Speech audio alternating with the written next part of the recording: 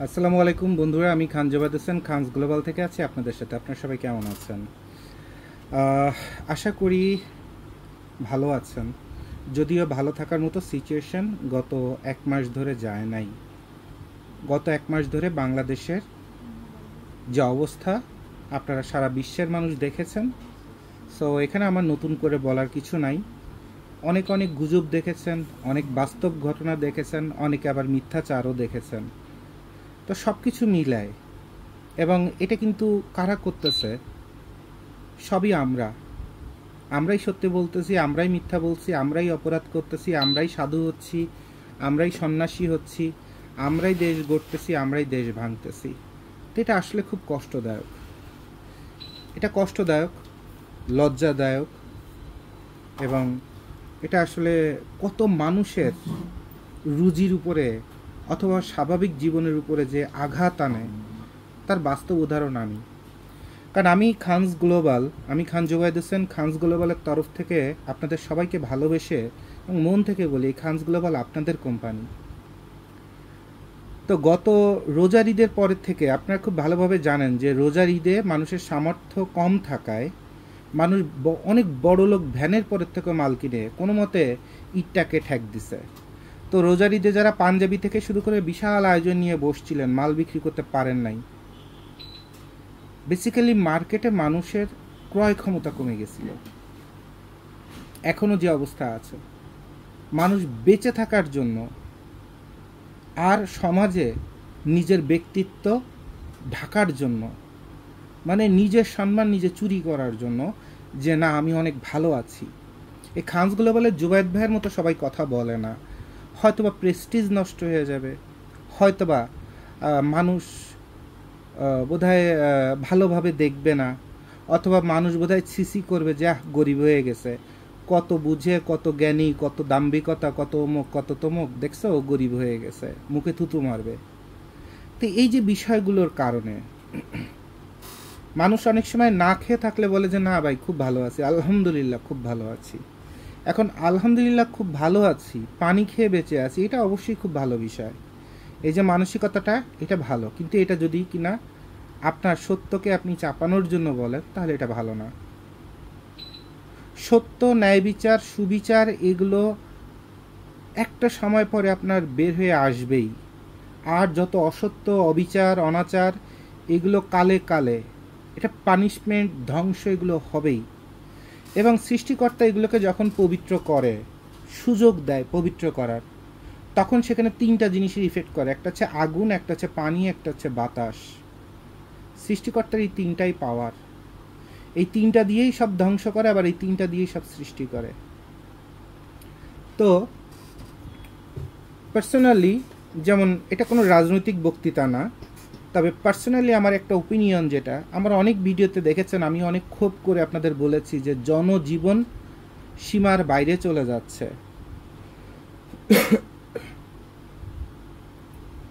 তো আমার কথাটাকে আপনারা যদি সাইবার ক্রাইম অথবা এক পক্ষ মনে করেন, তাহলে আজকে দেখেন সারা বাংলাদেশ কত পুলিশ চেকপোস্ট পুড়ায় দিছে। কেউ কি তাদের বলছে পুলিশকে আগে ধ্বংস করো? নো। কারণ গ্রামের থেকে একটা লাউ বিক্রি হচ্ছে 12 টাকায়, সেখানেও কি হয়েছে স্থানীয় ভাগা। এরপর ওখান থেকে একটু শহর অঞ্চল পার হচ্ছে, সেখানেও চেকপোস্ট, সেখানেও টাকা দাও। এরপর আসতেছে কি হয়েছে আপনার আরিচা ঘাটে, সেখানে ওপারে টাকা দাও, এপারে টাকা দাও। এরপর ঢুকবে ঢাকা শহরে, সেখানেও চেকবক্সে টাকা দাও। এরপর ঢুকবে বাজারে, সেই বাজারেও পুলিশের লাইনম্যানকে টাকা দাও। তা বেসিক্যালি দেশের যত কামাই তার 5/3 বেশি পুলিশদের কন্ট্রোলে। আজকে দেখেন, আল্লাহ সবাইকে মাফ করুক, কিন্তু এই যে এত মানুষের টাকা, এত মানুষের বছরের পর বছরের ভোগান্তি, কষ্ট, আল্লাহ একটা পানিশমেন্ট দিয়ে দিচ্ছে। রাস্তাঘাটে বের হলে যে পরিমাণ মামলার হয়রানি, গাড়ি থেকে শুরু করে, এরপর একটা বিপদে পড়লে কয় টাকার বিপদে পড়ছেন তার থেকে বেশি টাকা লাগবে। বিচার পাইতে এই এত ভোগান্তির একটা ধাক্কা যেটা সহ্য ক্ষমতার বাইরে চলে গেছে। ইভেন আপনারা ইউটিউবের থেকে শুরু করে অনলাইনে অসংখ্য জায়গায় দেখেছেন যে থানার মধ্যেও নষ্টামি হয়।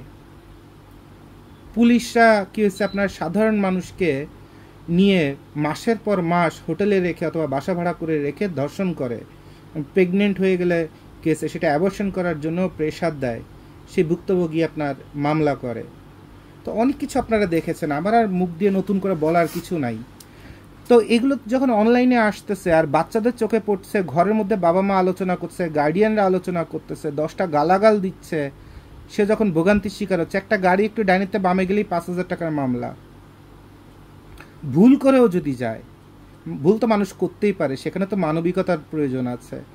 সারা বিশ্বে আইনের অনেক ভালো নিয়ম আছে, তারাও কিন্তু মানবিকভাবে অনেক কিছু ছাড় দেয়, কিন্তু আমাদের দেশে মানবিকভাবে কোনো ছাড় ছিল না, বরঞ্চ কে কাকে কোথা থেকে ফাঁসায় হোক, বিপদে ফেলে হোক, অপরাধী বানায় হোক, কামাই করতে পারে। এবং এটা কমপ্লিটলি পুলিশ ডিপার্টমেন্ট করেছে, যেটা আমাদের সমাজে বলেন, মিডিয়া বলেন, পরিবার বলেন, ব্যবসা চক্র বলেন, সব জায়গায় মানুষ ভোগান্তির শিকার। যার কারণে মানুষের সবথেকে বড় যে ক্ষোভের জায়গা ছিল, সরকারের থেকেও বেশি ক্ষোভের জায়গা ছিল পুলিশ বাহিনীর উপরে। তো সেখানে কেউ বলা লাগে নাই, মানুষ দৌড়ায় দৌড়ায় পুলিশের যত থানা বলেন, চেকপোস্ট আছে, যা আছে সব ধ্বংস করছে। এবং মানুষ চায় যে এই পুলিশ বাহিনীটা এইভাবে যেন নতুন করে আবার সংগঠিত হতে না পারে, এটার জন্য যেন জবাবদিহিতামূলক যেন একটা বিষয় থাকে। তো এগুলা বাস্তবে আপনারা দেখেছেন, আমি শুধু একটা ভিডিওতে আপনাদের বলে দিলাম। এর অর্থ এই না যে আমি চাই যে সবাই ধ্বংস হয়ে যাক, পৃথিবীতে একমাত্র আমি সবচেয়ে পবিত্র ব্যক্তি। মানুষ যেটা করতেছে ভুল, আর মানুষ যে ভুলের প্রতিশোধ নিচ্ছে, সেই জিনিসগুলো আমি শুধু উপস্থাপন করে দিলাম। তো আমিও ব্যক্তিগতভাবে যদি আমার কোনো ওপিনিয়ন যদি জানতে চান, ব্যবসায়িকভাবে কোনো ওপিনিয়ন এভাবে দেওয়া যায় না। তবে একজন সাধারণ নাগরিক হিসাবে আমি বলতে চাই যে কেউ কারো হক মেরে খাবেন না, কেউ কারো প্রতি অবিচার করবেন না। সহযোগিতা না করতে পারলে মাথা নিচু করে বলবেন যে ভাই, সহযোগিতাটা আমার পক্ষে করা সম্ভব না।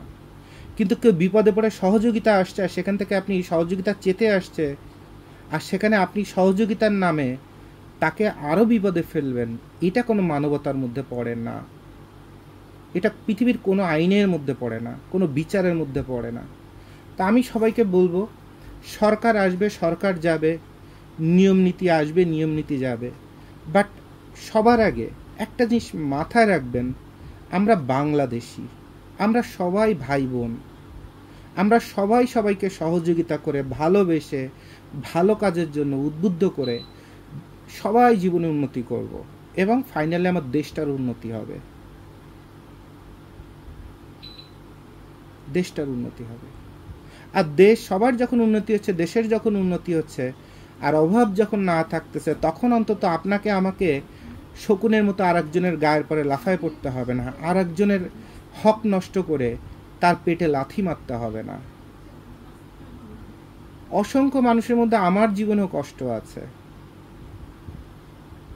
আমার জীবনে অনেক কষ্ট আছে, যেগুলো আমি বলতে পারি না, যেগুলোর বিচার আমি পাই না। তাই বলে তো আমি 8-10 জনের মতো লাফায় পড়তে পারি না, মানুষের জীবন নিয়ে নিতে পারি না। কারণ আমাকে চিন্তা করতে হয় যে ও ভুল করছে, সৃষ্টিকর্তা একদিন ওকে আমার কাছে নিয়ে আসবে।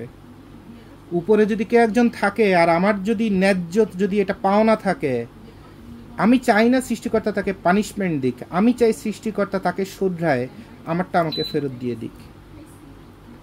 এবং ছোটবেলা থেকেই আমি আর আমার বোন, আমরা দুজন মানুষই এরকম, পুরো পরিবারের ট্রেডিশন বলেন, সব কিছুর বাইরে আমি আমার বোন এরকম জীবন পছন্দ করি, এরকম চিন্তা ভাবনা পছন্দ করি, যার কারণে পরিবার বলেন, বংশ স্ট্যাটাস বলেন, দাম্ভিকতা বলেন, অনেক কিছু থেকে বের হয়ে ঢাকা শহরে এসে আমরা দুইজন ছোট্টখাট্ট কাজকাম করে কোনো মতে দিন পার করি। আর দিন শেষে যেটুকুন পাইছি এইটুকুর জন্য বলি যে শুকরিয়া, আলহামদুলিল্লাহ, আর জীবনে চাওয়া পাওয়ার কিছু নাই। আল্লাহ শুধু সুস্থ রাখুক, সম্মান নিয়ে রাখুক। নিরাপদ রাখুক। তো আমার বিশ্বাস আপনারা এই পর্যন্ত বাংলাদেশে এই অসময়টার মধ্যে যা যা হলো এগুলো আপনারা একটু সহনীয় মাত্রায় পরিণত করবেন, এবং ভবিষ্যৎ আগামী যে দিনগুলো আসতেছে, বলে না যায় দিন খারাপ ওই ভালো আসে দিন খারাপ, তো ভবিষ্যৎ দিনগুলো যে অসাধারণ ভালো আসবে এটা কোথাও বলা নাই, অন্তত বাংলাদেশের জন্য বলা নাই। কারণ এখানে রাজনৈতিক দল চেঞ্জ হবে, মতাদর্শ চেঞ্জ হবে, স্বার্থপর মানুষ চেঞ্জ হয়ে যাবে। আবার একটা দেশের থেকে একটা দল হেরে যাওয়া মানে সেই দল পুরোপুরি নিশ্চিহ্ন হয়ে যাওয়া না, সেখানে আবার বেইমানিরও জন্ম নেবে। আবার পার্শ্ববর্তী দেশগুলোর মধ্যে বিভেদ হওয়ার সম্ভাবনা আসতেছে, সেটার ইফেক্টও পড়বে বাংলাদেশের উপরে। তো এটা বলার কোনো সুযোগ নাই কিন্তু যে আগামী দিনগুলো ভালো আসবে। কথার কথা, একজন সরকার চলে গেছে, সে সবচেয়ে খারাপ ছিল, আর এখন যে আসবে সে সবচেয়ে ভালো আসবে, অর্থাৎ আগামী দিনগুলো আমাদের বেহেশতের মতো সুন্দর হবে। এরকম শর্টকাট কথা বলা, শর্টকাট বুদ্ধিমানের মতো ডায়ালগ দেওয়ার কোনো সুযোগ নাই। সবার আগে চিন্তা করতে হবে জীবন মানেই যুদ্ধ, যুদ্ধ করতে করতে বেঁচে থাকতে হবে। আর এর মধ্যে যত ভালো করতে পারবো, শেষ জীবনে হলো, মৃত্যুর আগের দিন হলো, সৃষ্টিকর্তা সেটার জন্য আমাকে উপহার দিবে, সম্মানিত করে হোক আর সম্পদ দিয়ে হোক আর সাকসেস শব্দটাকে দিয়ে হোক। আর আমি এখানে যত খারাপ কাজ করব সেটার জন্য আই উইল বি পানিশড,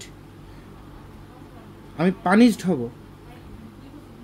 তো দেখেন, এক সরকারের আমলে যখন সাধারণ মানুষের উপর বুলডোজার চালায় দিয়ে বিশাল সম্পদের মালিক করা হয়, পরের সরকার এসে যখন এগুলো ধ্বংস করে দেয়, তখন ওগুলো এত করুণার ভিডিও করে দেখানো হয় যে দেখে বুক ছটফট করে যে মানুষ কত, বিদ্রোহীরা কত খারাপ যে এত কিছু পোড়ায় ধ্বংস করে দিচ্ছে। কিন্তু একবারও সেন্স কাজ করে না যে এরকম একটা রাষ্ট্র যেখানে প্রতিদিন বেঁচে থাকতে জানটা বের হয়ে যাচ্ছে, সেখানে কত মানুষের পেটে লাথি মারা লাগছে, আর কত মানুষে অবিচার করে 2 টাকা কামাই করে এই সম্পদটা বানানো লাগছে, যার কারণে আজকে ওই নির্যাতিত, নিপীড়িত, শোষিত মানুষ এই হারাম কামাইটাকে ধ্বংস করে দিচ্ছে। বাংলাদেশের ক্ষেত্রে বিএনপি চলে গেলে আওয়ামী লীগ সেম কাজটা করে, আওয়ামী লীগ চলে গেলে বিএনপি সেম কাজটা করে, অথবা বিএনপি চলে গেলে সাধারণ জনতা এটা করে, অথবা আওয়ামী লীগ চলে গেলে সাধারণ জনতা এটা করে, অথবা আরও 10টা সরকার এসে যদি এরকম হারাম কামাইয়ের প্র্যাকটিসটা করে, তাহলে কিন্তু সাধারণ জনতা এই কাজটাই করবে। তো তখন যদি আপনারা বলেন যে সাধারণ জনতার কোনো বিবেক নাই, সাধারণ জনতা কেন এত খারাপ, কেন এত বিবেকহীন, কেন এরা মানুষ না পশু, এই কথাগুলো তখন শুনতে আর ভালো লাগে না। কী কারণে জানেন? কারণ এই কথা যে আপনি বিপদে পড়ে বলতেছেন, আপনি নিজের কাছেই নিজে প্রশ্ন করেন যে আপনি যে সম্পদগুলো করছেন, কত মানুষের হক নষ্ট করে করছেন, রাষ্ট্রের কত ট্যাক্স ফাঁকি দিয়ে করছেন, রাষ্ট্রের কত দুর্নীতি করে করছেন, আপনার কারণে কত দুর্নীতিবাজও জন্ম নিছে আপনার এই দুর্নীতিকে ঢাকার জন্য। তো এই জন্য খুব সস্তা দরে কথা বলার কোনো সুযোগ নাই। শুধু একটা জিনিসই মানতে হবে যে আমি যদি ভালো কিছু করে থাকি, সৃষ্টিকর্তা আমার এটার জন্য আমাকে নিরাপদ রাখবে, সম্মান দিয়ে রাখবে, এবং সাকসেসফুল করে এই পৃথিবী থেকে আমাকে নিয়ে যাবে। অর্থাৎ মৃত্যুর পরও আমি সম্মানিত হব, মৃত্যুর সময় অথবা মৃত্যুর পরও সম্মানিত হব। আর আমি যদি খারাপ কিছু করে থাকি, সেখানে একটা পয়সারও যদি হারাম কিছু থাকে, তাহলে মৃত্যুর আগের দিন হলেও আমাকে পানিশড হতে হবে। এখানে দল বলে কোনো কথা নাই, এখানে কোনো আদর্শ বলে কোনো, মানে রাজনৈতিক আদর্শ বলে কোনো কথা নাই, এটা ধর্মীয় কোনো গোত্রের আদর্শ বলে কোনো কথা নাই, এটা সাম্প্রদায়িক দাঙ্গা অথবা সাম্প্রদায়িক আদর্শেরও অথবা জুটিরও কোনো কথা না। এটা খুব সহজ কথা যে আমার কর্মের ফল আমাকে পৃথিবীতে ভোগ করে যেতেই হবে, তাতে মানুষের হামলায় হোক অথবা রোগের মাধ্যমে সৃষ্টিকর্তা আমাকে দিক, বাট আমাকে কিন্তু তার পানিশমেন্ট পেতেই হবে, এটার কোনো মাফ নাই। তো এই সঠিক ছোট্ট একটা কথা আমি আপনাদের ভাই হিসাবে, একজন বাংলাদেশের খেটে খাওয়া সবথেকে নগণ্য, সবথেকে গরিব, সবথেকে ছোট এবং একজন এতিম সন্তান হিসাবে আমি আপনাদের এই ছোট্ট একটা কথাই শুধু বলতে চাই। কথা বললে অনেক বলা যায়, ডায়ালগ দিলে অনেক দেওয়া যায়, কারণ এগুলো কথা বিক্রি করাই হচ্ছে ব্যবসা, ধর্মকে বিক্রি করাই হচ্ছে ব্যবসা। দেখছেন না, কিছুদিন আগে আমি বলে দিছি যে আগামী 5 বছর বাংলাদেশের সবথেকে বড় ব্যবসা হচ্ছে ধর্মকে পুঁজি করে ব্যবসা করা। বলতে বলতেই তার 6 থেকে 7 দিনের মধ্যে দেখছেন যে ধর্মের বেশে আপনার এই পরীক্ষাপত্র ফাঁস করে করে কত হাজার কোটি টাকা কামাই করছে। 7 দিনও যায় নাই। কারণ আমরা একটা কথা বলি গবেষণা করেই বলি, না জেনে না বুঝে কথা। অন্তত ওই জোবায়েদ ভাই বলার চেষ্টা করে না, না জানলে বলে দে যে ভাই জানি না, একটু সময় দেন, জেনে তারপরে জানানোর চেষ্টা করতেছি। বাট সঠিক প্রমাণ আর গবেষণা ছাড়া কথা বলা সম্ভব না। তাতে আমার ব্যক্তিত্ব অথবা আমার ওয়েট লস হবে এবং আপনিও বিভ্রান্ত হবেন অথবা ক্ষতিগ্রস্ত হবেন সেই কথাটাকে যদি আপনি ফলো করতে যান, কারণ সেখানে তো বাস্তবতা নাই। তাহলে আমাকে আপনি যখন আমাকে গার্ডিয়ান মনে করতেছেন, তখন আপনাকে জেনে শুনে একটা কথা আপনাকে বলতে হবে। তাহলে আমরা খানস গ্লোবালের তরফ থেকে, আমি খান জুবায়েদ হোসেন, একটা কথাই আপনাদের এবং আপনাদের ভাই, সবথেকে বড় পরিচয় হলো আমি আপনাদের ভাই অথবা বন্ধু, কোনো শিক্ষক না, কোনো জ্ঞানী ব্যক্তি না, কোনো বিশাল বড় হ্যাডাম না, কোনো বিশাল কিচ্ছু না।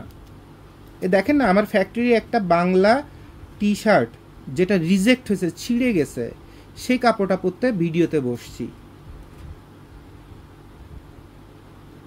কারণ আমি একটা কাপড় বানাই, দামি কাপড় বানায়, পরলে দেখতে খুব ভালো দেখা যাবে যে একটা কোম্পানি ফ্যাশন ডিজাইন অথবা গার্মেন্টসের একটা মালিক বসছে, একটা কাপড় দেখে খুব সুন্দর দেখা যাচ্ছে, তাহলে ইনি বোধহয় পৃথিবীর সবচেয়ে ভালো কাপড়টা আমাকে বানায় দিবে। ওইটাই হলো চিটারি ভাই। আমি সবচেয়ে খারাপটা পরে আছি আর ভালোটা আমি বিক্রি করার চেষ্টা করতেছি, কারণ ভালোটা বিক্রি করে যদি 2 টাকা পাই, তো আমার বাচ্চাদের একটু খাবারের ব্যবস্থা হবে। আর এটাই বাস্তবতা। কারণ রোজার ঈদ থেকে এই কোরবানি ঈদ পর্যন্ত কোনো অর্ডার নাই লোকাল মার্কেটে। বিদেশিরা মাল বিক্রি করতে পারছে না, কারণ বিদেশেও তেলের দামের সাথে সাথে সব কিছু রিফেক্ট করছে। তারা প্রাইস মিট করতে পারতেছে না, যে তাদের বাজেট, কথার কথা, যে মালটা বাংলাদেশে বানাতে খরচ হয় 600 টাকা, সেই মালটা তারা 300 টাকায় বানাতে চাচ্ছে। তাও চাচ্ছে বেহেস্তর থেকে যেন মালটা চলে আসে, এত সুন্দর যেন হয়, মনের মতো করে যেন হয়। এখন একটা কথা দেখেন, বৃক্ষ তোমার নাম কি, ফলে পরিচয়। আপনি যখন বলবেন যে ভাই এই সুতা দিয়ে বানালে কেমন হয়, ওইটা করলে কেমন হয়, সেইটা করলে কেমন হয়, কথা বলতে বলতে মুখের থেকে থুতু বের করে ফেলবেন, গবেষণা করতে করতে মাথার চুল পাকায় ফেলবেন, ঘাড়ে ব্যথা উঠে যাবে, লাস্টে সিগারেট একটা ধরাবেন যে মাথা রিল্যাক্স করার জন্য। সমাধান মোটে হচ্ছে না আর মন মোটে ভরতেছে না।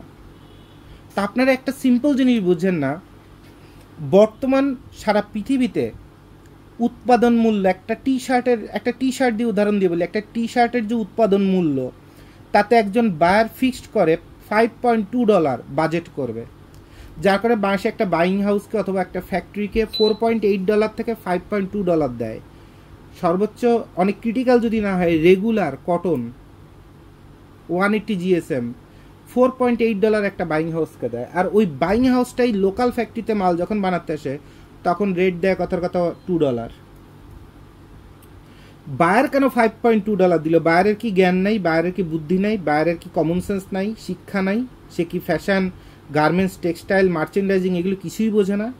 সে কি কোনো কিছুই বোঝে না? সে বুঝে সবার আগে আপনাকে বিশ্বাস করে এবং সে গবেষণাও করে বাংলাদেশে কোন জিনিস কতটুকুন দামে কিভাবে চলতেছে, এইটাও তার বায়ারের একদম মুখস্থ। তারপরেই বায়ার অর্ডারটা দেয়, কারণ সে জানে যে বাংলাদেশে একটা মাল বানাইতে $5.2 হলে হয়তো বা $0.2 বাইং হাউস আর ফ্যাক্টরি কামাই করবে, আর $5 লাগবে মালটা বানাইতে। এখন যারা মাল বিক্রি করে তারা বিশাল শোরুম, বিশাল ফ্যাক্টরি, বিশাল প্রোফাইল এগুলো দেখায়, ওই অর্ডারটা নিয়ে এসে পারলে $2 মধ্যে মালটা বানায় ছেড়ে দেয়। বায়ার ক্ষতিগ্রস্ত হয়। আর বায়ার এই মালটা যে ছেড়ে দিবে, সেই জন্য যে বায়ারের যে ইন্সপেকশন, মানে বায়ারের যে বিশ্বস্ত লোক যে এসে কোয়ালিটিটা দেখবে যে বায়ারকে ঠকানো হচ্ছে কিনা, ওই কিউসি ইন্সপেকশনের মানুষরাই পার বডিতে কি হয়েছে 5 সেন্ট করে খেয়ে যায়, খেয়ে বায়ারের সাথেই বেইমানি করে মালটা বায়ারকে পাঠায় দেয়। এখন ইন্সপেকশন কোম্পানি খালি যাবে, দেখবে 5 সেন্ট করে 1 লাখ পিসে এত টাকা ঘুষ খেয়ে ফেলবে, আর একটা সই করে দিবে, এভরিথিং ইজ ওকে। বায়ার বলবে তুমি দেখেছো ঠিক মতো? জি স্যার দেখেছি sir, everything is okay, excellent. Buyer নেওয়ার পরে বিদেশে ওখানে সে আত্মহত্যা করার মতো অবস্থা হয়ে যাবে, ব্যবসায় দেউলিয়া হয়ে যাবে, কারণ চোরে চোরে মাস্ত তো ভাই হয়ে গেছে। একটা মজার জিনিস দেখেন, বায়ার $5 কিন্তু হিসাব করছে, একদম প্রতিটা সুতা হিসাব করে। আমরা তো হাত আন্দাজে দেশের মধ্যে হিসাব করি, আর তারা হচ্ছে প্রতিটা সুতায় প্রতিটা ইঞ্চিতে হিসাব করে, এরপরে করেও দেখলে যে $5 নিচে হয় না, মানে 82 টাকায় যদি কনভার্ট করেন তাহলে হয়তো বা 550 টাকার মতো রেট আসে। আর আপনারা বাংলাদেশে বসে ব্র্যান্ডের টি শার্ট বানাবেন, সারা দুনিয়া ঘুরতে ঘুরতে ঘুরতে ঘুরতে আপনাদের বাজেট হয় 160 টাকা। আবার চিন্তা করেন জুবায়েদ ভাই, আপনার এই ভিডিও দেখেছি এই যে সুতা নিয়ে, ফেব্রিক্স নিয়ে, ভাইয়া আপনি খুব জ্ঞানী, আপনি খুব বুদ্ধিমান, আপনি খুব হ্যান, আপনি খুব ত্যান। আসলে আমি তো একটা ঘোড়ার ডিম রে ভাই, এটা কেন বুঝেন না?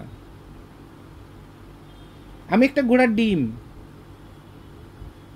আপনার যে বাজেট সে অনুযায়ী আপনাকে সর্বোচ্চটা দেওয়ার মতো একটা সৎ মানসিকতার একটা ঘোড়ার ডিম আমি। ঘোড়ার ডিম কী কারণে বলতেছি? সৎ মানসিকতার, অর্থাৎ আমার 5% লাভ হয়ে গেলে আমি আপনাকে মালটা তৈরি করে দিব। এখন আপনি যদি বলেন 160 টাকা বানাতে হবে, আমি সেটাও করে দিব। আপনি যদি বলেন 260 টাকা বানাতে হবে, সেটাও করে দিব। যদি বলেন 460 টাকা বানাতে হবে, সেটাও করে দিব। আমার 5% ইনকাম হলে আলহামদুলিল্লাহ। বলে না যে সব বিচার মানি, সালিশ বিচার সব মানি, তাল গাছ আমার। তো আমি আমার 5%টাকে বুঝি। বর্তমানে 100 টাকায় মাল বানায় 200 টাকায় বিক্রি করে আপনারা ব্যবসায়ীরা টিকতে পারতেছেন না। আর আমি 100 টাকায় মাল বানায় 105 টাকা লাভ করলেই আমি সন্তুষ্ট, যদিও আমি টিকতে পারতেছি না, তারপর আমাকে সন্তুষ্ট থাকতে হচ্ছে। তাছাড়া তো আমি কাজ পাচ্ছি না মার্কেট থেকে। রোজার ঈদ থেকে কোরবানি ঈদ পর্যন্ত একটা টাকার কাজ নাই, বোধহয় 20,000 টাকার একটা কাজ আছে, তাও সেখানে আমার পকেটে থেকে 5 থেকে 7,000 টাকা বের হয়ে যাবে। এখন এই 4 মাসে এতগুলো worker, factory, head office, employee, internet, website, সরকারের ট্যাক্স, ভাড়া, নিজের পরিবার, এই সব কিছু চালাবো কীভাবে? প্রায় 12 থেকে 14 লাখ টাকা লসে আমরা। এরপরে কোরবানিদের পরেও 10-15 দিন ঢাকা শহরে কোনো ওয়ার্কারই পাওয়া যায় না, এটা আপনারা খুব ভালোভাবে জানেন, এবং কোনো ওয়ার্ডারও পাওয়া যায় না, কারণ কোরবানিতে বড় ধরনের একটা ব্যয় থাকে প্রতিটা পরিবারের। এই 15-20 দিন পরে যে যখন ওয়ার্কার আসলো, যখন কিছু কাজ শুরু হবে, তখন আমরা 8-10 দিন খুব করে মিটিং টিটিং এগুলো করে, রেট টেট আলোচনা করে, কথাবার্তা বলে দেখলাম 10-15টা ওয়ার্ডার ঢোকার মতো সম্ভাবনা আছে কোনো মতে, তাও 200-500 পিস করে ওয়ার্ডার। এই 15টা ওয়ার্ডার করে 1 লাখ টাকা কামাই হবে কিনা সন্দেহ আছে। ঠিক সেই মুহূর্তে আবার এই ছাত্র আন্দোলন অথবা রাজনৈতিক খারাপ পরিবেশ চলে আসলো, এবং সিচুয়েশন এমন যে আমরা 15টা দিন বোধহয় বলতে গেলে আমাদের মার্কেট বন্ধ। আর এই 4টা মাস ফ্যাক্টরি ওয়ার্কার টানতে টানতে টানতে টানতে আমাদের কোনো ব্যাংক লোন নাই, সামান্য কিছু ইনভেস্টমেন্ট লোন আছে। একক মালিকানায় এককভাবে এই কোম্পানিটা অনেক কষ্ট করে এত দূর চলে আসছে। অনেক টাকা মানুষের কাছে আমরা পাবো যারা বিপদের সময় একটা 100 টাকা দেওয়ার জন্য ফোনটা ধরে না, কিন্তু কেউ যদি 10 টাকাও পায়, পারলে থানা, পুলিশ, মুস্তান কোনো কিছুর অভাব থাকে না এসে গলার পরে পাড়ায় ধরার জন্য। 72 টাকা থেকে জন্ম নেয় খানস গ্লোবাল। এই যে বিভিন্ন সিচুয়েশনে যে ধাক্কাগুলো খাচ্ছে, এমন না যে আমরা রাতারাতি ধূপধাপ কামাই করে ফেলছি, স্টক লটের মাল এনে দামে মানে এ গ্রেড বলে বলে বিক্রি করছি, অথবা গুলিস্তানের তে মাল কিনে এনে বঙ্গবাজারের তে মাল কিনে এনে লেবেল কেটে লেবেল লাগাই দিয়ে খানস গ্লোবাল বলে কেসে 250 টাকার শার্ট 2200 টাকায়, 1800 টাকায়, 1600 টাকায় বেচছি, রাতারাতি কামাই করে এত টাকা বানায় ফেলছি যে 1 বছর সারা বাংলাদেশ বন্ধ হয়ে থাকলে আমাদের ভাতের অভাব হবে না। এরকম না। 15টা দিন যদি কাজ না থাকে তা আমরা পথের দেউলিয়া হয়ে যাই। 5% লাভে কাজ করতে গেলে কি থাকে বলেন? এতগুলো মানুষের পেটে ভাতে রুজি। এরপর যারা আমাদের কি ইনভেস্টমেন্ট করে আছে তাদের প্রতি মাসে একটা বড় অঙ্কের একটা সুদ দিতে হয়, সুদ বলেন, প্রফিট শেয়ার বলেন, কিছু একটা দিতে হয়। এরপরে দ্রব্যমূল্য প্রচণ্ড মাত্রায়, কিন্তু কাস্টমার সেরকম রেট দেয় না। তা আমরা মানবিকভাবে এমন অবস্থায় আছি যে 15টা দিন ফ্যাক্টরি বন্ধ, লোকজন সব ছেড়ে দিছি, এরপরও কিছু ছেড়ে দেওয়ার সময় 2 মাসের বেতন বাকি, হাত ধরে বলছে যে ভাই আমাদের 1 মাস সময় দাও, আমরা তোমাদের দেনা শোধ করে দেব। যেসব ওয়ার্কারের বেতনের বাইরে তার বাপ মার হাত খরচের থেকে শুরু করে, তার মায়ের ওষুধের থেকে শুরু করে, ঈদের সময় জামা কাপড় গিফট করা থেকে শুরু করে, নিজে না খেয়ে যেসব ওয়ার্কারের জন্য করছি, সেই ওয়ার্কাররাই বলে যে ফ্যাক্টরিতে তালা মেরে দিব বেতন না দিলে 2 দিনের মধ্যে। এরকম অবস্থা আমরা পার করতেছি। তো এই 4টা মাস কোরবানি রোজার ঈদেরও 15 দিন আগের থেকে অর্ডার বন্ধ হয়েছে। আর আজকে কত তারিখ? আজকে 7/8/2024 তারিখ।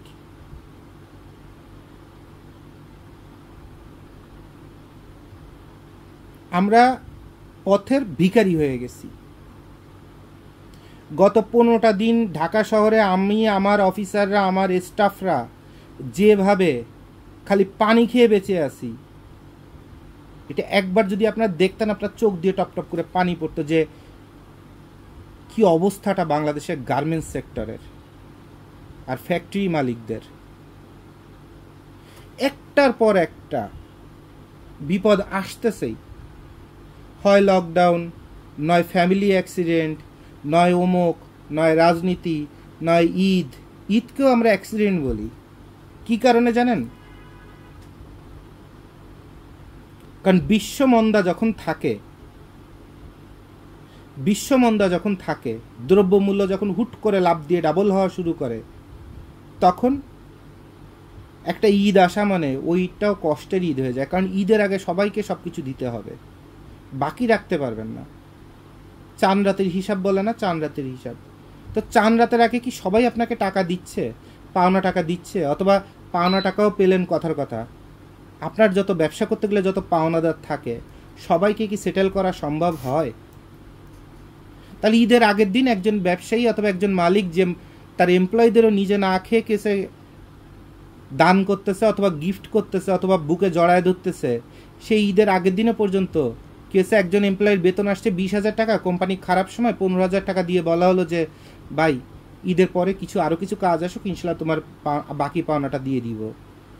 ওই এমপ্লয়ি টাকাটা ঠিকমতো গ্রহণ করে বাড়ি যাইতে যাইতে, ওই ওয়ার্কার বলেন, অফিসার বলেন, বাড়ি যাইতে যাইতে 10টা গালাগালি দেয় যে কুত্তার বাচ্চা আমার বেতনটা দেয় নাই।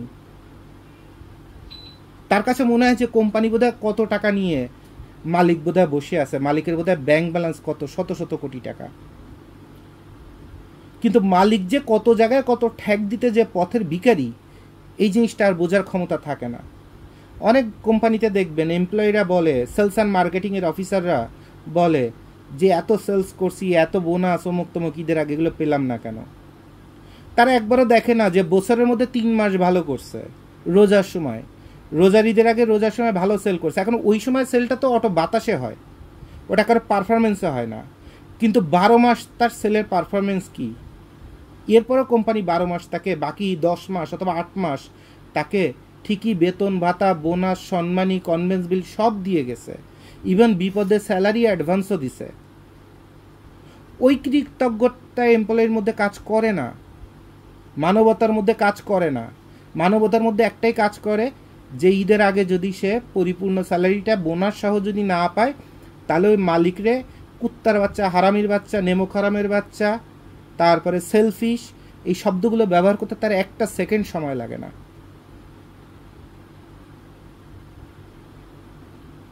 অথবা সে তার পরিবারকে ম্যানেজ করার মতো ক্ষমতা রাখে না, বাসায় যে তখন নিজে বুঝুক আর না বুঝুক, বাসায় যে দায়িত্ব থেকে অথবা এই গ্লানি থেকে অথবা এই যে কম টাকা পেলো, এটা দিয়ে ম্যানেজ করবে কিভাবে পরিবারকে, সেই জিনিসটা থেকে মুক্তি পাওয়ার জন্য বাসায় যে বলে একটা বদমাইশ মালিকের সাথে কাজ করি, ঠিক মতো বেতন দেয় না, অমুক না তমুক না। এখন পরিবারে যে বাচ্চা থাকে, ওই বাচ্চাও চিন্তা করে যে ওই আমার বাবার কোম্পানির বস একটা খারাপ মানুষ।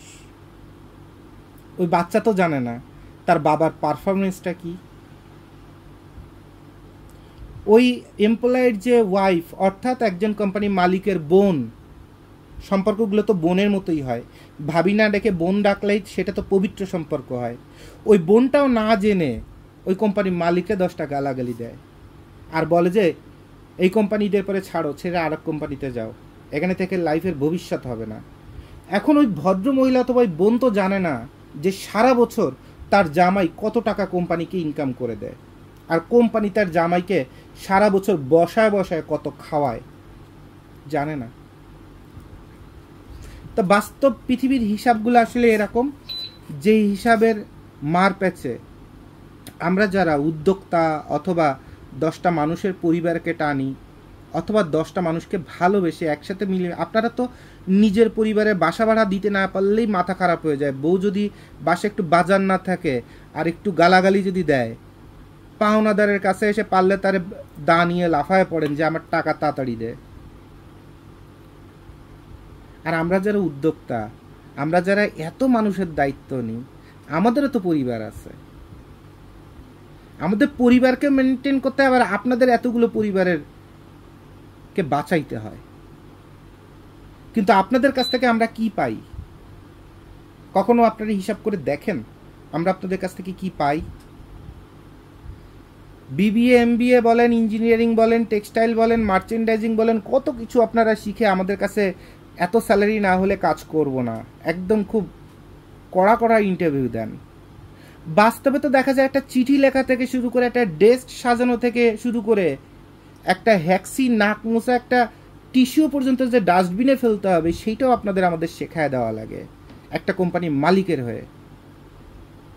তা আপনাকে যখন এত টাকাই বেতন দেওয়া হয় আর এত জিরো লেভেলে আপনাকে মানে একটা বসার সৌন্দর্য পর্যন্ত আপনাকে শেখায় দিতে হয়, তখন তো কোম্পানি বলতে পারে এটা তো ইনস্টিটিউট, আপনি তো এখানে শিখতে আসছেন, উল্টে কোম্পানিকে আপনি ফি দিবেন যে আপনাকে শেখানো হচ্ছে কাজ। আপনার তো বেতন হবে না, উল্টা কোম্পানিকে আপনি কি দিবেন? স্কুলে যেমন ফি দেন, কলেজে যেমন ফি দেবেন, এই কোম্পানিকে আপনি ফি দিবেন উল্টে। কারণ আপনার বসার জন্য, আপনার চলার জন্য, আপনার বাতাসের জন্য, আপনার ইন্টারনেটের জন্য কোম্পানির খরচ হচ্ছে।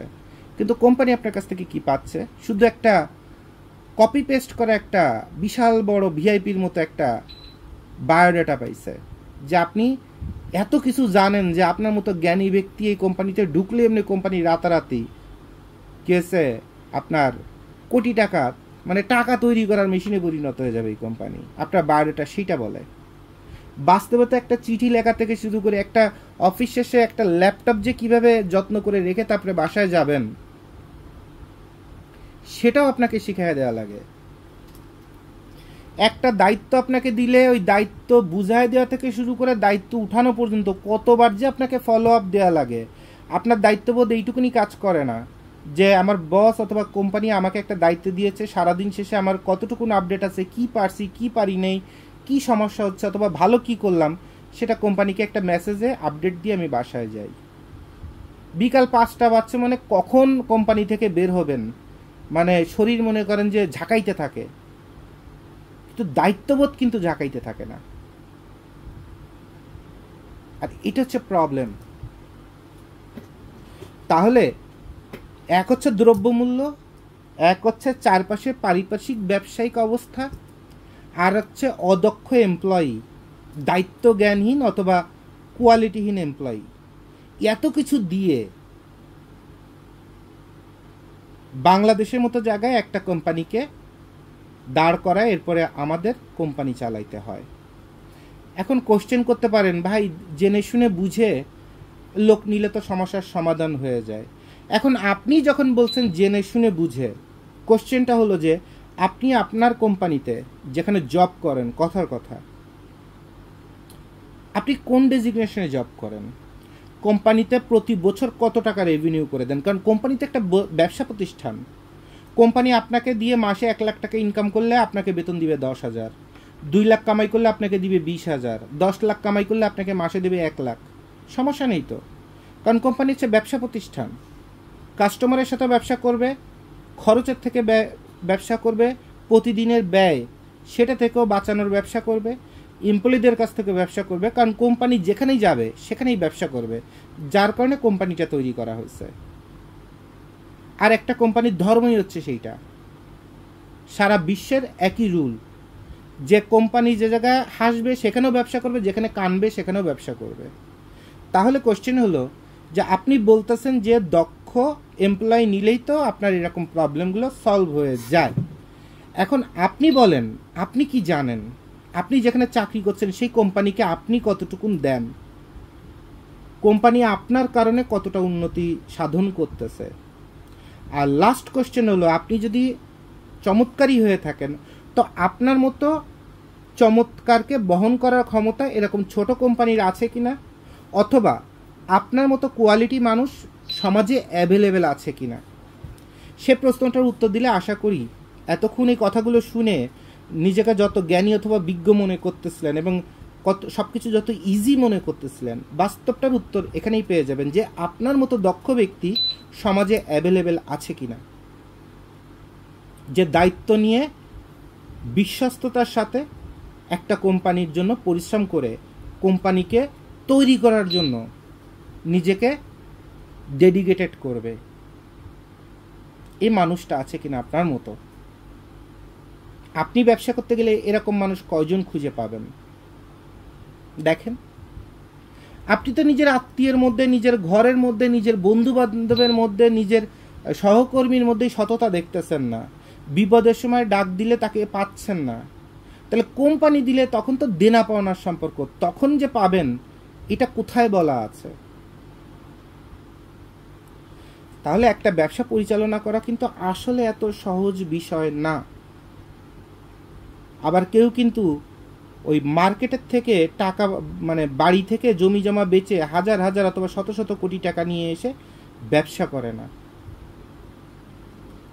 সবাই রাস্তা থেকেই টাকা কুড়ায়, রাস্তাতেই মাল বেচে, রাস্তাতেই আপনার কামাই করে ঘরে যায়, খালি হাতে ঘর থেকে বের হয় আর একটা পয়সা কামাই করে হলেও দিন শেষে ঘরে ঢুকবে।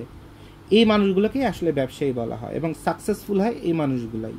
আর যারা ঘরের থেকে টাকা নিয়ে রাস্তায় নামে তারা রাস্তার মধ্যেই সব ধ্বংস করে ঘরে যায়। সরকারও পর্যন্ত মানুষের টাকায়, এই যে টেন্ডার ছেড়ে দিয়ে মানুষের টাকায় রাস্তা, বাড়ি, ঘর সব কিছু বানায়, ব্রিজ সব বানায়, এরপর সেখান থেকে ইনকাম হতে থাকে আর ওই দেনাগুলো শোধ করতে থাকে। সরকার বলেন, আর্মি বলেন, পুলিশ বলেন, আপনার শিক্ষা মন্ত্রণালয় বলেন, কোন মন্ত্রণালয় নাই যে টেন্ডার দিয়ে কাজ করায় না?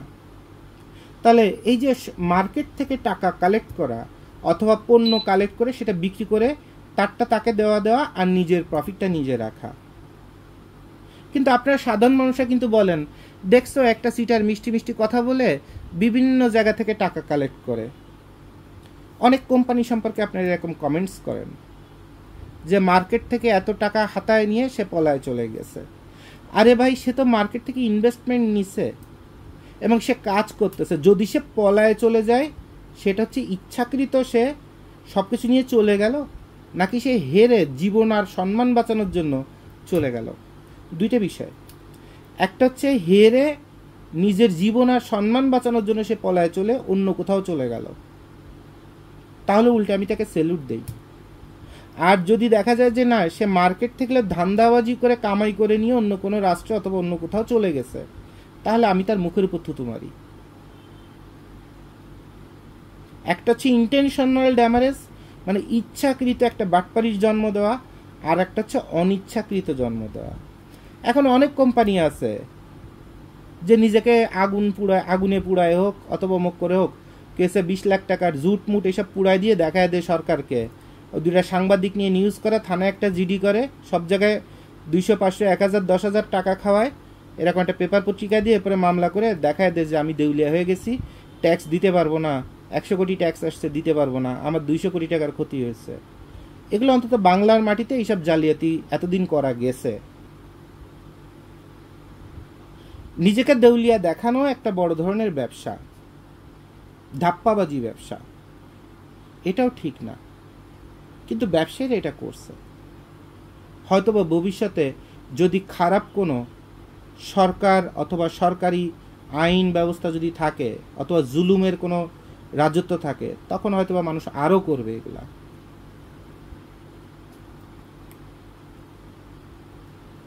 বাংলাদেশ ব্যাংক দেখছেন কত বড় বিল্ডিং, কত সোনা, কত হাজার রুম আছে।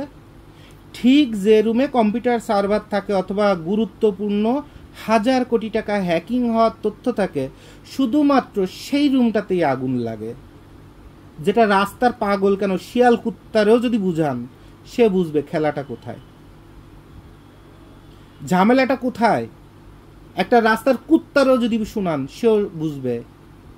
এখন আইন আদালত আর বিচার আর উকিল ব্যবস্থা এমন একটা জিনিস, কাগজপত্রে এগুলোকে বৈধ করে সব কিছু ডিসমিস অথবা খালাস করার ব্যবস্থা আছে, মানে দেউলিয়া দেখায় মৌকুফ পাওয়ার একটা ব্যবস্থা আছে। আইনের মারপ্যাচ দিয়ে বাংলাদেশে জেতার এত রাস্তা আছে, লাভ হয় না। আপনি এই দিকের থেকে আইনের দুর্নীতি করেও আপনি বের হবেন, কিন্তু সৃষ্টিকর্তা একজন আছে, সে আর এক আইনে আপনাকে একদম ধরায় দিবে। এগুলো বুঝতে হবে। সৃষ্টিকর্তার আইন থেকে কোনো ঘুষ দিয়ে কোনো কিছু করে মাপ পাওয়ার কোনো সুযোগ নাই, এইটুকুন খালি ব্রেনের মধ্যে রাখবেন। তো আপনাদের একটা সংক্ষিপ্ত মেসেজে এই কথাটা বলে দিই, অনেক গল্প করতেছি, শুধুমাত্র আমি চাচ্ছি আপনাদের মনটা যেন নমনীয় হয়, আপনারা যেন সত্য, সুন্দর এবং ন্যায়ের পথে থাকেন সব সময়। আপনারা যেন একটা গান কখনো ভুলে না যান, গত 100 বছরের শ্রেষ্ঠ গান, সেটা যে মানুষ মানুষেরই জন্যে, জীবন জীবনের জন্যে। তো সবাইকে মিলেমিশে থাকার নামই হচ্ছে সামাজিক সুন্দর জীবন। আর এই নমনীয় করার জন্যই ধর্মগুলোর জন্ম হয়, ধর্মগুলোর রিভাইজ হয়, ধর্মগুলোর সাধনা হয়, যেন আপনার মনটা সুন্দর, নমনীয়, সৎ এবং সুন্দর থাকে। তো আমি আমার কথার মাধ্যমে হোক, আমার দৃষ্টিশক্তি অথবা বিচার শক্তির মাধ্যমে অথবা সামান্যতম জ্ঞান দিয়ে হোক, আমি ভাই হিসেবে আপনাদের বলতে চাচ্ছি যে আপনারা সবাই নমনীয়, সুন্দর, শালীন, রুচিশীল এই জীবনগুলোর রাস্তাটা বের করে নেন, যেন মৃত্যুর আগে সম্মান নিয়ে মারা যেতে পারেন। আর এটাও আপনাদের জানাই দিলাম, যেহেতু খানস গ্লোবালকে বলি আপনাদের কোম্পানি, তো আমরা আসলে এই বিভিন্ন পারিপার্শ্বিক অবস্থা, বৈশ্বিক যুদ্ধ বলেন, দ্রব্যমূল্য বলেন, রাজনৈতিক অবস্থা বলেন, ডোমেস্টিক প্রবলেম বলেন, রোগবালাইয়ের প্রবলেম বলেন, সব কিছু মিলায় যতবার ঘুরে দাঁড়াতে চাচ্ছি ততবারই অভাবে পড়তেছি, ততবারই বিপদের সীমায় নিচে চলে যাচ্ছি, ততবারই না খেয়ে থাকতেছি। একটা কোম্পানি মালিক হলে আপনাদের ভিজিটিং কার্ডের মধ্যে ম্যানেজিং ডিরেক্টর লিখতে 1 সেকেন্ড সময় লাগে না, শরীরে পারফিউম লাগাতে 1 সেকেন্ড সময় লাগে না, 1 সেকেন্ড সময় লাগে না।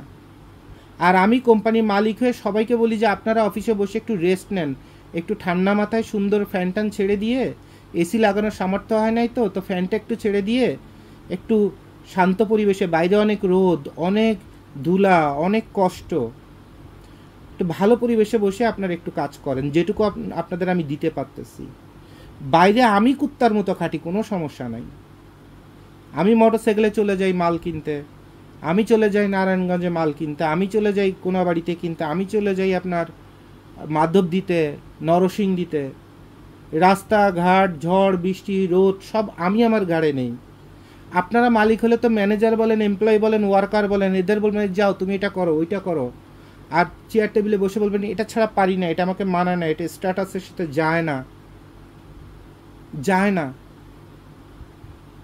তো আপনারাও কোম্পানির মালিক, আমিও কোম্পানির মালিক, আমি কখনো প্রেস্টিজের দিকে তাকাই না। আমি একটা জিনিসই জানি, আমি যদি নিজে কাজে যদি ফাঁকি না দেই, যত ঝড় তুফান আসুক, একটা সময় পরে সৃষ্টিকর্তা আমাকে এবং আমার যত সহ ব্যবসায়ী আছে, কেউ ইনভেস্টর, কেউ ছিলেন ডিলার প্রজেক্ট অলরেডি ক্লোজ করা হয়ে গেছে এবং দেনা পাওনা প্রায় 90%ই সবার শোধ করা হয়ে গেছে।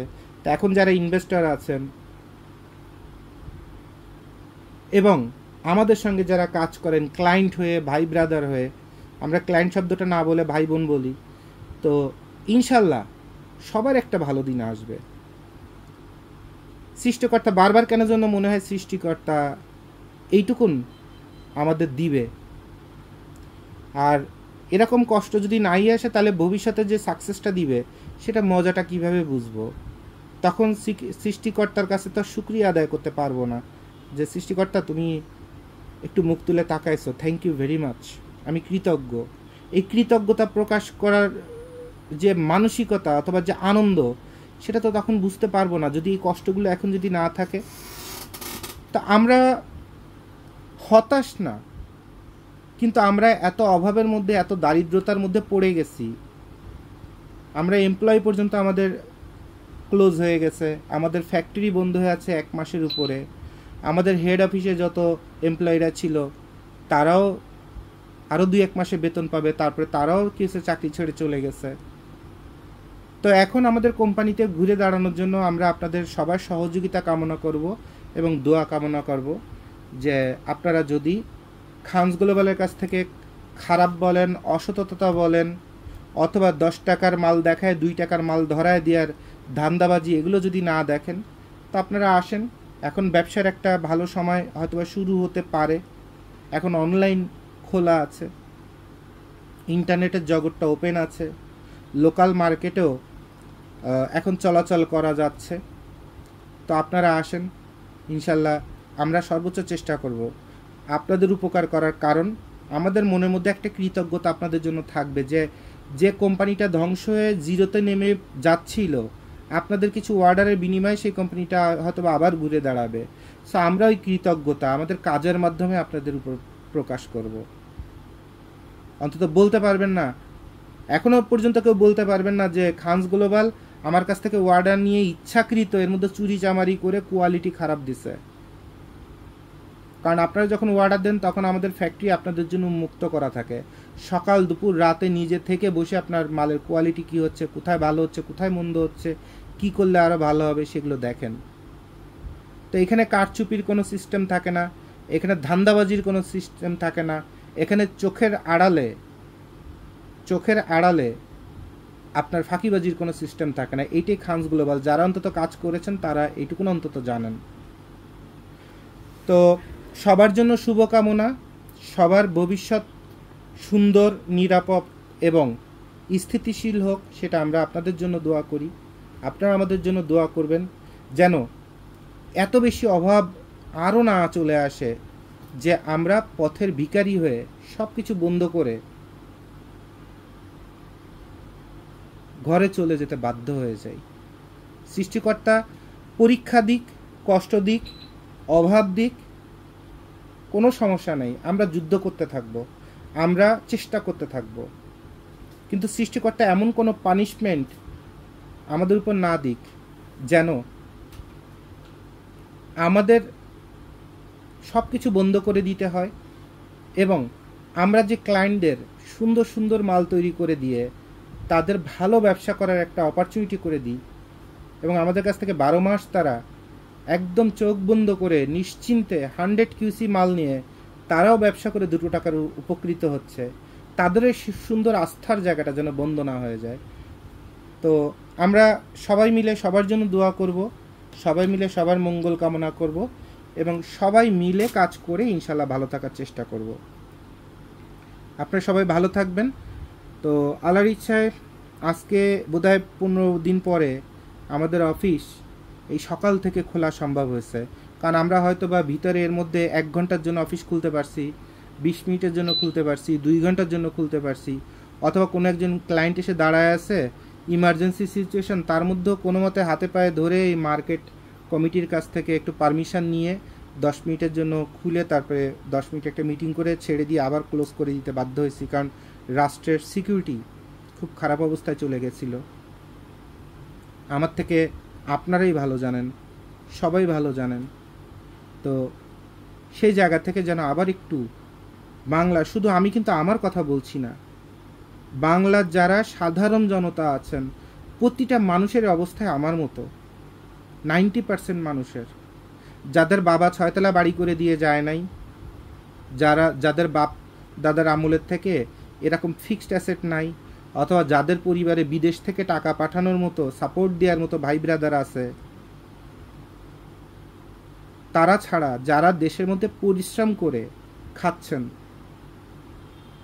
পেটে ভাতে পরিশ্রম করে দিনমজুরের মতো, হয়তো বা ডেজিগনেশন আছে ম্যানেজিং ডিরেক্টর অথবা সিইও অথবা প্রোপাইটার, বাস্তবটা হচ্ছে যুদ্ধ করতেছেন কোম্পানিটাকে, ব্যবসাটাকে বাঁচায় রাখার।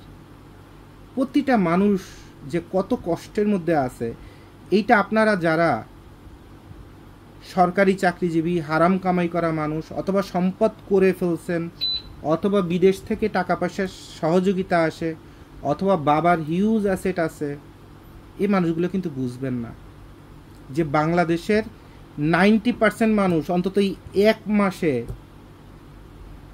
কতটা খারাপ অবস্থা আছে, মধ্যবিত্ত নিম্নবিত্ততে পরিণত হয়ে যে শুধু সারভাইভ করার জন্য পাগল হয়ে আছে, শুধু টিকে থাকার জন্য, ভালো থাকার জন্য না, শুধু টিকে থাকার জন্য পাগল হয়ে আছে। আর এটাই হচ্ছে বাস্তব। জওয়েদ ভাই যেটা বলে জেনে শুনে বুঝে বলে, গবেষণা করে বলে। আর যারা যেটা প্রকাশ করছে না, শুধু প্রেস্টিজ নষ্ট হবে, সমাজে মানুষ ভাববে গরিব হয়ে গেছি, অসহায় হয়ে গেছি। এই প্রেস্টিজ বাঁচানোর জন্যই শুধুমাত্র মানুষ এই সত্যি কথাটা বলে না, কিন্তু ভিতরে ভিতরে পুড়তে থাকে, কারণ সে দেখতেছে তার ঘরে বাজার নাই। কত বড় বড় কোম্পানির মালিকেরা যে ঘরে বাজার নাই, এই কথাটা শুধুমাত্র জুবায়েদ ভাই আপনাদের বলে দিল। তারা ব্যক্তিত্ব আর প্রেস্টিজ বাঁচানোর জন্য বলতে পারতেছে না, ভিতর থেকে যন্ত্রণায় জ্বলে পুড়ে মরে যাচ্ছে, বলতে পারতেছে না যে কি প্রচণ্ড একটা অভাবের মধ্যে ব্যবসায়ীরা পড়ে গেছে এই একটা মাসে অন্তত। আর এই রোজার ঈদের থেকে এই পর্যন্ত যদি চিন্তা করেন, তাহলে শুধু খাদ্যদ্রব্যের ব্যবসা যারা না করে, আগে আপনাদের বলছিলাম যে বাংলাদেশের সব থেকে বড় ব্যবসা এখন ধর্ম বেচা ব্যবসা, আর একটা হচ্ছে খাদ্যদ্রব্যের ব্যবসা। দেশ ধ্বংস হইতে লাগলেও খাদ্যদ্রব্যে লাভ, আর দেশ উন্নতি করতে লাগলেও খাদ্যদ্রব্যের লাভ। খাদ্যদ্রব্যে লস কিছু নাই। যেমন সবজির দোকান, লেবুর দোকান, পেঁয়াজের দোকান, মাছের দোকান, মুরগির দোকান, মুরগির ডিমের দোকান, এগুলোতে লস নাই। তো সবাই ভালো থাকেন, দোয়া রাখবেন। আর আমরা চেষ্টা করছি আজকে থেকে যেন অফিসটাকে খোলা রাখতে পারি, কারণ আমরা এত বেশি দেনায় পড়ে গেছি এবং এত বেশি লসে পড়ে গেছি, যেটা সারা বিশ্বের মানুষকে আমরা বলে দিচ্ছি। আমরাও তো চাইলে কি আগুন মাগুন লাগাই দিয়ে, দেউলিয়া দেখায় দিয়ে, সব কিছু ক্লোজ করে দিয়ে পলায় চলে যেতে পারি না। আমরা অফিস খুলে রাখছি কারণ ব্যবসা করব বলে, মানুষকে ঠকাবো না বলে। আমরা এই অফিস আজকে থেকে মোটামুটি অফিস খোলা যাচ্ছে। তারপরেও সিকিউরিটির কারণে খুব অল্প কিছু মানুষ দোকানপাট খুলেছে, তার মধ্যে বোধহয় সবার আগে আমরা খুললাম। তো আপনাদের যাদের অর্ডার আছে আপনারা আমাদের কাছে আসেন। আমরাও চাচ্ছি আপনাদের অর্ডার আসলে আমাদের ফ্যাক্টরিটাকে আবার রান করতে, কারণ ওখানে অসংখ্য টাকা ওখানে আটকে আছে, মাসের পর মাস খালি বিল বাড়তেছে, দেউলিয়া হচ্ছি। সো আপনাদের উপকার হোক, আমাদের উপকার হোক, আপনারা আসেন অর্ডার নিয়ে। আমরা আপনাদের খুব কমের মধ্যেই ভালো প্রোডাক্ট তৈরি করে দেওয়ার সর্বোচ্চ চেষ্টা করব, যেটুকুন পারি। আর বিষয়টা হলো যে আপনারা গবেষণা করতে করতে এত বেশি গবেষণা করবেন না যেটা আপনার বাস্তবতা থেকে অনেক দূরে চলে যান। সবার আগে চিন্তা করবেন আপনি কত পিস প্রোডাক্ট তৈরি করতে চান এবং সেক্ষেত্রে আপনার বাজেট কত, আর সেক্ষেত্রে আপনি কোন প্রোডাক্টটা পছন্দ করছেন, এই সব কয়টা জিনিস। এরপর মালগুলো বানাতে চান কয়টা সাইজে, কয়টা কালারে, আর সেটা সাইজের রেশিও কত। রেশিও বুঝেন তো, যে মনে করেন এম সাইজের হবে 2টা, এল সাইজের হবে 3টা, এক্সেলের হবে 1টা, এগুলোকে বলে সাইজ রেশিও। এই টোটালটা কাগজ কলমে লিখে অথবা ছবি টবি সব কিছু। আবার যারা নিজস্ব ব্র্যান্ড দাঁড় করাতে চান, তারা ব্র্যান্ডের কী কী লগো থেকে শুরু করে, নাম থেকে শুরু করে, কন্ট্যাক্ট, সোশ্যাল মিডিয়া লিঙ্ক সব কিছু রেডি করে আমার mobile number, WhatsApp, imo, Telegram, duo, তারপরে কি বলে আপনার ভাইবার, সব কিছু আছে। আমার 2টা নাম্বার আপনাদের বলে দিই, +88 তো দিতেই হবে যদি যারা দেশের বাইরে আছেন তাদের জন্য, +88, এরপরে হচ্ছে 01825581451। আর আমার আরেকটা নাম্বার হলো 0161234, এরপরে আবার 4302, অর্থাৎ 01612344302। এই 2টা নাম্বার আমার সব কিছু আছে। আপনার এই নাম্বারগুলোতে যোগাযোগ করবেন, হোয়াটসঅ্যাপে বলেন আর যেভাবে বলেন, যে কোনো। এবং দেশের যখন কোনো একটা দুর্নীতি অথবা কোনো একটা ওয়েবসাইটের কোনো একটা অথবা কোনো একটা সোশ্যাল অ্যাপসের কোনো একটা প্রবলেম হয়, তখন আপনারা আরেকটা অ্যাপস দিয়েও ট্রাই করতে পারেন যে অন্তত কোনোভাবে এটা আপডেট জানা যায় কি না, অথবা কোনো এটার তথ্য জানা যায় কি না। এরপর ডিরেক্ট এসএমএসের মাধ্যমে যোগাযোগ করা যায়, ডিরেক্ট কলের মাধ্যমেও যোগাযোগ করা যায়। আবার বিদেশে অনেকে দেখা যায় ভিওআইপি কল ইউজ করেন, সেখান থেকে আমার এই নাম্বারগুলোতে যোগাযোগ করে যে কোনো ইমার্জেন্সির সময় আপনারা সহযোগিতা পেতে পারেন আমার কাছ থেকে। তাহলে আশা করছি আজকে থেকে আমরা আমাদের কার্যক্রম আবার শুরু করি, এবং আপনাদের সহযোগিতা পেলে ইনশাল্লাহ আগের মতো আবার আমরা এই বিশাল একটা লস, কারণ ব্যক্তিগত কোনো পার্টনার ছাড়া, কোনো ব্যাংক ইনভেস্টমেন্ট ছাড়া, এবং বড় ধরনের এর মধ্যেও জমি জমা বেচে কিনে এনে এই কোম্পানিকে বাঁচায় রাখতে অনেক টাকা দেওয়া লাগছে, যেটা করতে করতে এখন আর মনে করেন আর কিছু নাই, শুধু কবর দেওয়ার জায়গাটা বোধহয় আর আছে। কিন্তু আমরা মানুষদের টের পেতে দিই নাই যে সততার কারণে অথবা সৎ থাকার জন্য মার্কেটে ধরমারো খাও ব্যবসা না করে 5% ব্যবসা করে টিকে থাকতে বাড়ি ঘর কলিজা কত কিছু যে বের হয়ে যাচ্ছে, আপনাদের সামনে হয়তোবা প্রকাশ করা হয়নি, আজকে প্রকাশ করলাম। আমার জায়গায় আপনারা থাকলে খানস গ্লোবাল অনেক আগে বন্ধ করে দিয়ে পারলে একটা পাসপোর্ট করে ওই মালয়েশিয়া বলেন, দুবাই বলেন, কোন এক জায়গায় যে পারলে ইটালিতে যে লেবুর ক্ষেত করে বেড়াইতেন। আমি শুধু বসে আছি আর পরিশ্রম করতেছি শুধুমাত্র একটা সুন্দর দিনের জন্য, যে দিনটাকে সৃষ্টিকর্তা এই পরিশ্রমগুলোর উপহার হিসাবে দিবে। হতে পারে সেটা অর্থ, হতে পারে সেটা সম্পদ, অথবা হতে পারে সেটা সম্মান, মানুষের ভালোবাসা। সৃষ্টিকর্তা যা দিবে সেটার জন্য মৃত্যুর আগের দিন পর্যন্ত পরিশ্রম করতে থাকবো। এবং খানস গ্লোবালে কে কখন খেয়ে আসে না খেয়ে আসে, খানস গ্লোবালের ভবিষ্যৎ কোন দিকে গড়াচ্ছে, খানস গ্লোবালের আচরণে কখন মনে হচ্ছে তারা সিটারি কোম্পানিতে পরিণত হয়ে যাবে, কখন মনে হচ্ছে তারা বাটপারি কোম্পানিতে পরিণত হয়ে যাবে, সব কিছুর আপডেট কিন্তু আপনাদের আমরা দিয়ে দেই। এইটাই হচ্ছে সারা পৃথিবীর কাছে। আমরা তো নর্মালি এলাকায় একটা ওই উকিলরে ধরে ওই সরকারে কিছু একটা বুঝায়, উকিলে কটা টাকা বেশি বকশিস দিয়ে ওই 9 লাখ টাকা পারলে এমপি হয়ে যায়। 9 লাখ টাকা সম্পদের মালিক, কোটি টাকা দিয়ে রাস্তাঘাট বানাইছি, আর এখন হইতেছে এমপি। এগুলো আমরা করে ফেলি। উকিল দিয়ে, ব্যারিস্টার দিয়ে অনেক কিছু বানানো যায়, কিন্তু জোবায়েদ ভাই এরকম বানানো মানুষ না, ওগুলো অ্যালাউই করে না। না খেয়ে থাকলে বলবো না খেয়ে আছি, ভালো খেয়ে থাকলে ভালো খেয়ে আছি। আর ওই উকিল ধরে সরকারের কিছু একটা বলবো, এই ধার জোবায়েদ ভাই ধারে না। জোবায়েদ ভাই সারা বিশ্বের মানুষের কাছে জবাবদিহিতা করে দিচ্ছে এই খানস গ্লোবালের চেয়ারে বসে, যে কখন খারাপ আছি কখন ভালো আছি, বাস্তবটা শুনে নেন। এরপর যদি মনে হয় যে না আমরা অযোগ্য, সমস্যা নেই, আমাদের মুখে দুইটা থুতু মেরে চলে যান না। আমরা যে পৃথিবীর সবচেয়ে জ্ঞানী, সবচেয়ে গুণী, এটা তো বলা কোথাও নাই। আমরাও কখনো এটা দাবি নিয়ে বলি না, অথবা অহমিকা করে বলি না। আমরা কখন কি যুদ্ধ করছি আপনাদের বলে দিচ্ছি। আপনাদের যাদের ভালো লাগছে আমাদের সঙ্গে এসে কাজ করতেছেন, যাদের ভালো না লাগতেছে তারা দুটো খারাপ কথা বলতেছেন। ভালো খারাপ মিলেই তো দুনিয়া, ভালো খারাপ মিলেই তো জীবন। আমরা এটা মাইন্ড করি না। আমি আমার জায়গায় কি সেটা আমি যদি জানতে পারি আলহামদুলিল্লাহ। তবে আমাদের দায়িত্ব, যেহেতু সারা বিশ্বে আমাদের অন্ধভক্ত, ভালোবাসার মানুষ, অন্তরের ভক্ত আছে, তো তাদের কাছে অন্তত উকিল দিয়ে কাগজপত্র বোঝানোর দরকার নেই। তারা আমার চোখ আর ঘাড়ের দিকে তাকালেই বুঝে যে জোবায়েদ ভাই কয় বেলা না খেয়ে আছে।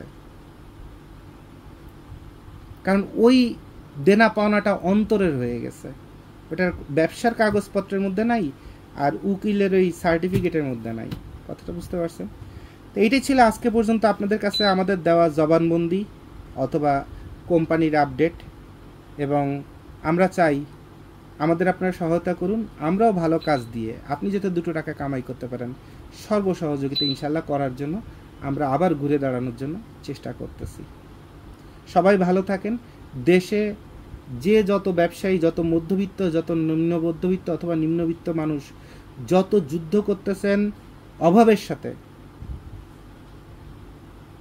কেউ ধূপধাপ কামাই করে এটাকে ওভারকাম করার চিন্তা ভাবনা করবেন না।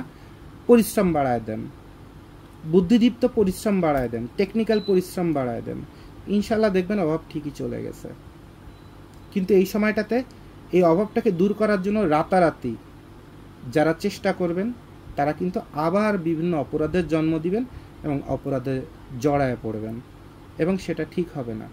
কারণ অপরাধ করলে তার শাস্তি কী হয় আপনার বিভিন্ন জায়গা থেকে বিভিন্নভাবে আস্তে আস্তে টের পাচ্ছেন, এবং আরও হয়তো বা পাবেন, অথবা বিগত 50 বছরও দেখে আসছেন, 10 বছরও দেখে আসছেন যে যে যখন যেখানে যে অপরাধী করতেছে কিনা সেটার জন্য কিন্তু সে পানিশমেন্ট পাচ্ছে। পরীক্ষায় পড়া এক জিনিস, অভাব, লস, এগুলো পরীক্ষায় পড়া হচ্ছে এক জিনিস, আর পানিশড হওয়া হচ্ছে আর এক জিনিস।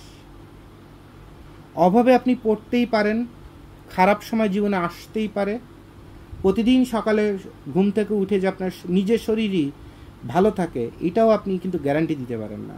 তো অভাব আসাটা কিন্তু বড় ধরনের খারাপ কিছু না, কিন্তু পানিশমেন্ট আসাটা খুব খারাপ জিনিস।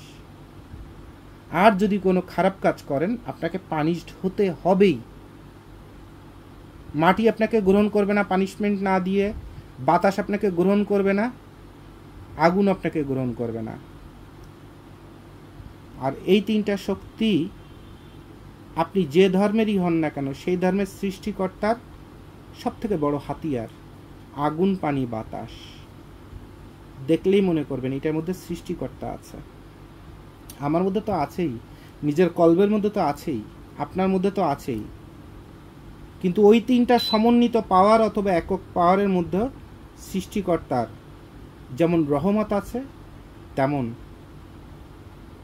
আগ্রাসন, বিচারও আছে। ভয় পাবেন এই তিনটা জিনিসকে। ঠিক আছে, তো সবাইকে ধন্যবাদ, সবাই ভালো থাকেন, আমাদের জন্য দোয়া করবেন। আর যদি কারো কোনো উপকারে আসতে পারি, ভালো কিছু প্রোডাক্ট, গার্মেন্টস, কাপড় তৈরি করে দিয়ে, আমরা 300 পিসের নিচে কোনো প্রোডাক্ট তৈরি করতে পারি না। ওভেন আইটেম, নিট আইটেম হলে 300 পিস, একটা স্টাইলে 2-3টা কালার এভাবে, আর হচ্ছে ডেনিম আইটেম হলে 2000 পিস, আর ওভেন আইটেম হলে 500 পিস। এটার নিচে আমরা অর্ডার নিতে পারি না। তো এটার নিচে আপনাদের যাদের 50 পিস মাল বানানোর ইচ্ছা আছে, 100-200 পিস মাল বানানোর ইচ্ছা আছে, আমরা হাত জোড়ে ক্ষমা করে চেয়ে নিচ্ছি যে আপনারা অন্য যে কোনো একটা মাধ্যম কাইন্ডলি খুঁজে নেবেন। আমাদের পক্ষে আসলে এটা সম্ভব হয় না, কারণ বাংলাদেশের যে একদম ব্যাঙের ছাতার মতো ছোট ফ্যাক্টরি, সেও 2000 পিসের নিচে অর্ডার নেই না। শুধুমাত্র আমরা আপনাদের ভালো অথবা সহযোগিতার কথা চিন্তা করে এবং নতুন উদ্যোক্তাদের সামর্থ্যের কথা চিন্তা করে আমরা শুধুমাত্র 300 পিসের অর্ডারও আমরা নেই। কিন্তু এর নিচে যাদের মানসিকতা আছে তাদের বলবো যে আমরা আপনার কাজটা করার জন্য যোগ্য না, আমাদের ক্ষমা সুন্দর দৃষ্টিতে দেখবেন। সবার জন্য শুভকামনা। আসসালামু আলাইকুম।